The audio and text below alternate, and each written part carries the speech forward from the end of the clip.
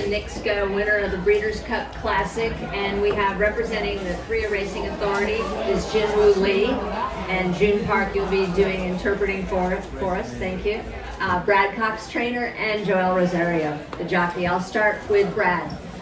Incredible performance from Knicks Go. You had 2 horses in here with essential quality.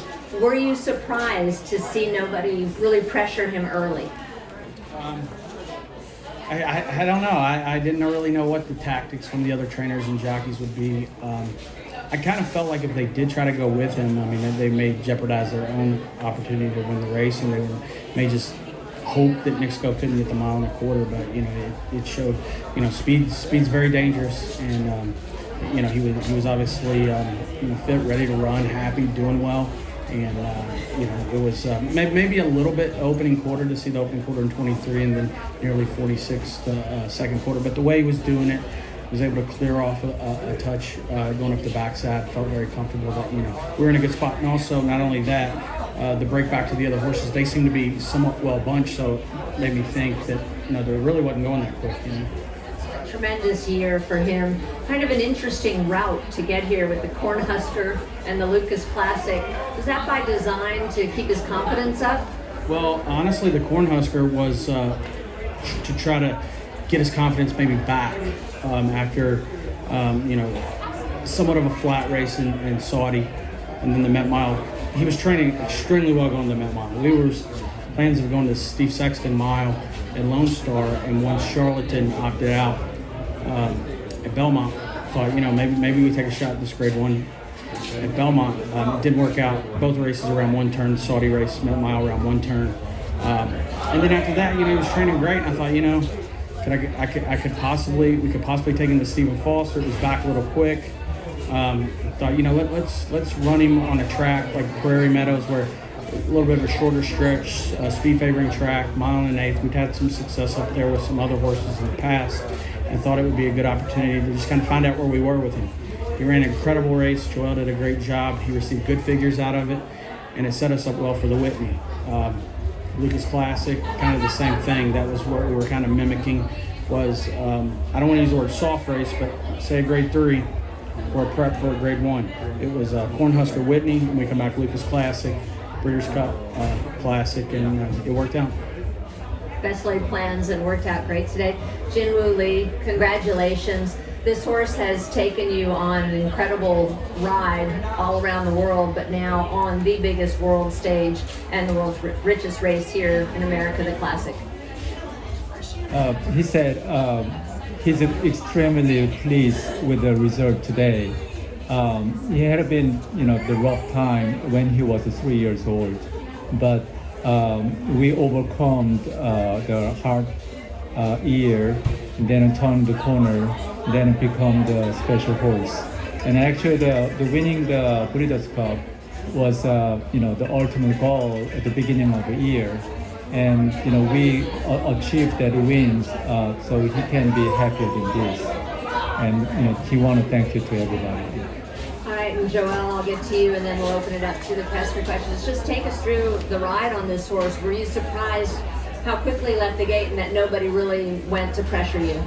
Yeah, he's very quick. He's very fast, and then he just exactly did like he always do. He broke there really, very sharp, and then I just go ahead and, like Brock told me, just let it do his thing his day, and then he was just speeding. The faster that he was going, he was speeding faster. He looks like he's just very comfortable out there when he's out on the front like that. Yeah, he was very comfortable. He looked like he was really enjoying what he was doing up there. I can see his ear, he's so relaxed, so calm, and then he's an unbelievable horse. Questions? Hey Brad, Bryce Miller from the San Diego Union Tribune over here. Sorry, congratulations. Decades from now, when you try to explain to grandkids or whoever in your life what your life was like between the last Breeders' Cup and this Breeders' Cup, how will you explain that to them? Well, hopefully we'll be able to show them some win photos. Training horses, I mean, it's demanding. I kind of relate it to maybe coaching a Major League Football team or something, or a Major League Baseball team. You're really just kind of always under the gun. You always have to be ready to perform, or have the horses ready to perform, and you know, you're always moving forward. So we don't, you know, I honestly don't. I always say you get to celebrate for about 15 minutes, maybe 30, and then it's you know, always back to work. So it's a demanding job, but you know, hopefully we're leaving a legacy. I've got two boys that are involved, and someday, you know, they may train, and you know, I don't know. When I started, I said, you know, I want to train forever.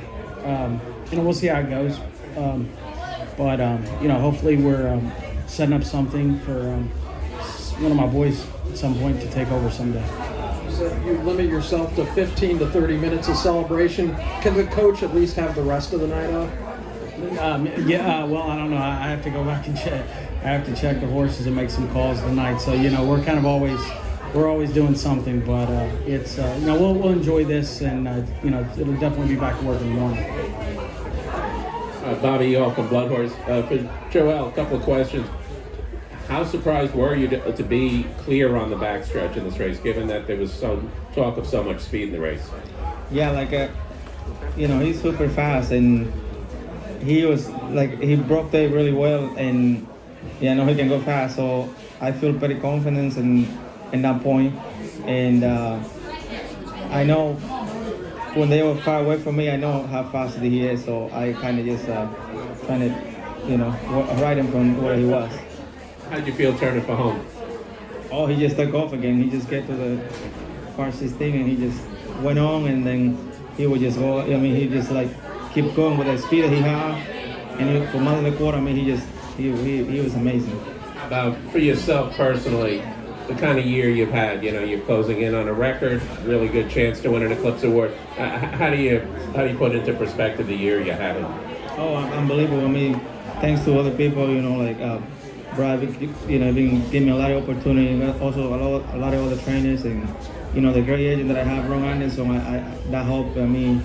And you know, thanks for all the people that I really support in the sport, and then thanks for letting me, you know, having the year that I have.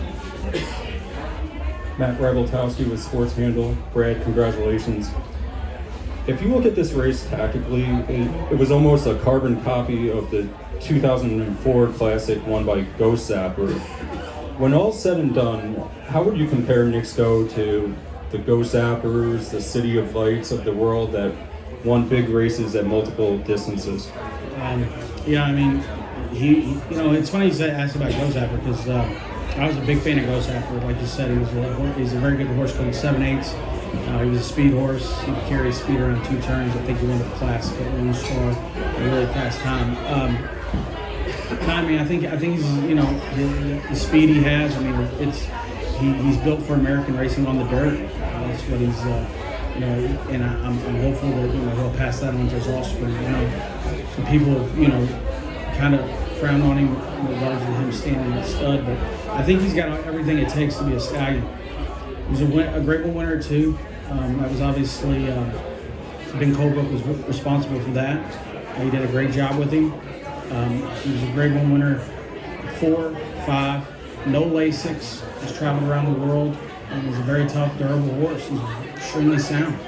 And, you know, I think we're in a day and age where horses go to studs so early, and you know, he's a little bit of a throwback horse, just that he's raced at 4 and 5 and raced as much as he has. So, you know, very, very proud of what he has accomplished this year.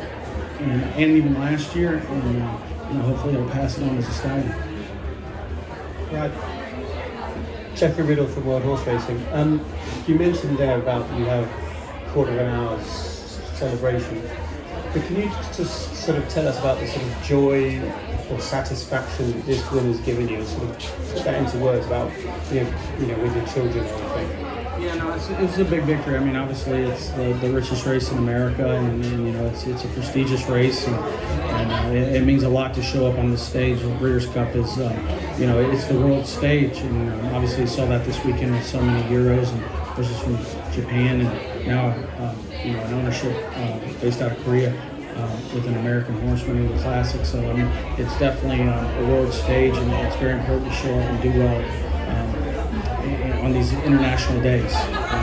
There's a lot of things we want to accomplish: Kentucky Derby, Saudi Cup, Dubai World Cup, and this is definitely is very, very high on our list of races that we wanted to win. And we'll check it off, but we would like to win it again as well. Juju's map ran really well. She was just obviously second best. Filly that won the race is, an incredible talent and a champion, and no shame in running second to her. So it wasn't what we were looking for. We didn't come to run second, but we'll press forward. And today, She Dares the Devil. I thought we were setting a good trip, and obviously 21 and change, 44 and 4. That close wasn't going to work, but she was really the only one that stayed on that was up close. So I do think she ran hard. I think she ran extremely respectable, and I'm hopeful she bounces out of it in good order, and we'll possibly march forward to next year with her. And then these two colts today in the Classic ran huge races, and overall we had a first, second, and third, and we'll look forward to Keeneland next year. And does that show, though, how tough it is to be a horse like a Knicks Go, to go fast and keep going when you see, like, Latruska and She Dares the Devil, what happened with them? They couldn't keep going. Yeah, no, for sure. I mean, with what he was able to do. I mean, now, obviously, this staff, those horses were pressing each other pretty good up front, and they went a little bit quicker. But, overall, it does show what Knicks Go's talent, ability, and class prevailed.